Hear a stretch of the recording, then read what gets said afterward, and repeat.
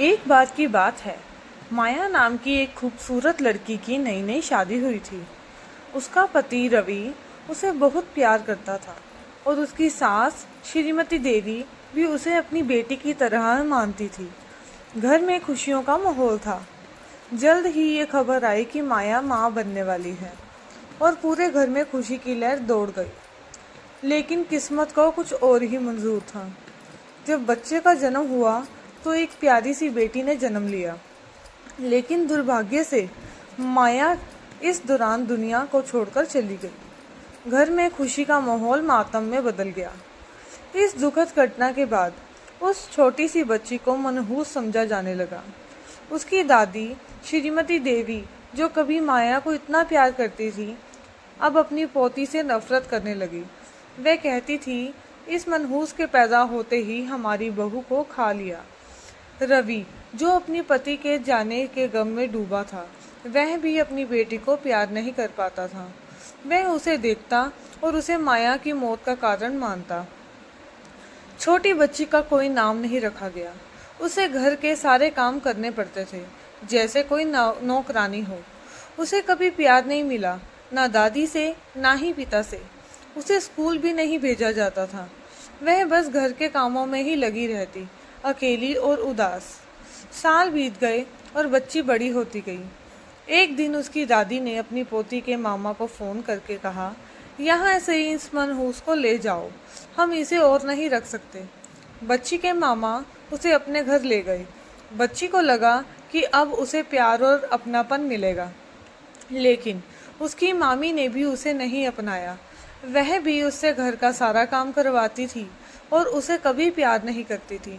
हाँ, जब उसके मामा घर आते तो मामी अच्छी बन जाती और दिखावा करती कि वह बच्ची का कितना ध्यान रखती है।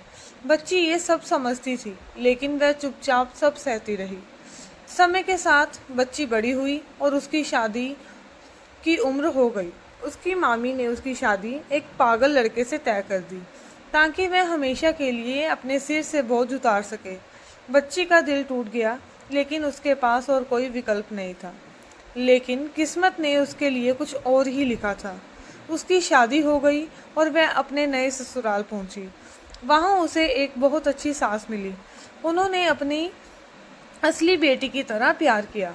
उन्होंने उसे सम्मान दिया, उसकी देखभाल की और उसे कभी किसी काम के लिए मजबूर नहीं किया।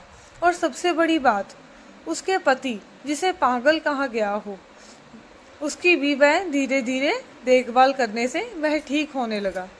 उस औरत के प्यार और सेवा ने उसके पति को एक सामान्य जीवन जीने में मदद की। इधर दादी श्रीमती देवी अपने घर में अकेली पड़ गई थी।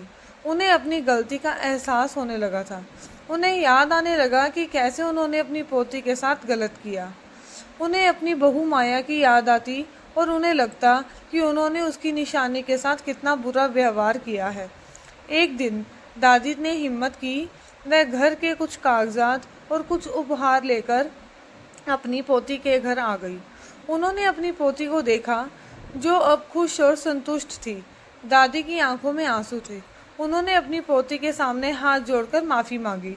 मुझे माफ़ कर दो बेटी, मैंने तेरे साथ बहुत गलत किया। मैंने तुझे मनहूस समझा, लेकिन तू तो मेरा भाग्य थी। उस औरत ने अपनी दादी को गले लगा लिया। उसने उन्हें माफ़ कर दिया, क्योंकि उसने जीवन में बहुत कुछ सहा था और वह जानती थी कि माफ़ी देना कितना ज़रूरी है। ये कहानी हमें सिखाती है कि हमें किसी को भी मनहूस नहीं समझना चाहिए, यहाँ उसके बाहरी रूप या परिस्थितियों के आधार पर आंकना नहीं चाहिए। सच्चा प्यार और स्वीकार्यता ही रिश्तों को मजबूत बनाती है। गलतियों का एहसास होना और माफ़ी मांगना बहुत बड़ी बात है। जीवन में कितने भी मुश्किलें क्यों ना आए, प्यार और सकारात्मक से हर मुश्किल को पार किया जा सकता है और सबसे बिगड़ी हुई स्थिति भी ठीक हो सकती है। ये कहानी हमें बताती है कि हर व्यक्ति में अच्छाई होती है और प्यार और समझ से हम किसी भी रिश्ते को ठीक कर सकते हैं।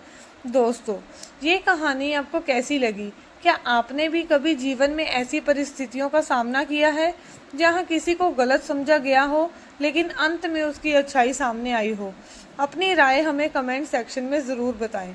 अगर आपको ये कहानी पसंद आई हो तो इसे लाइक करें अपने दोस्तों और परिवार के साथ शेयर करें और हमारे चैनल को सब्सक्राइब करना बिल्कुल ना भूलें।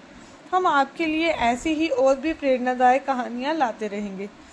आपके प्यार और समर्थन के लिए धन्यवाद।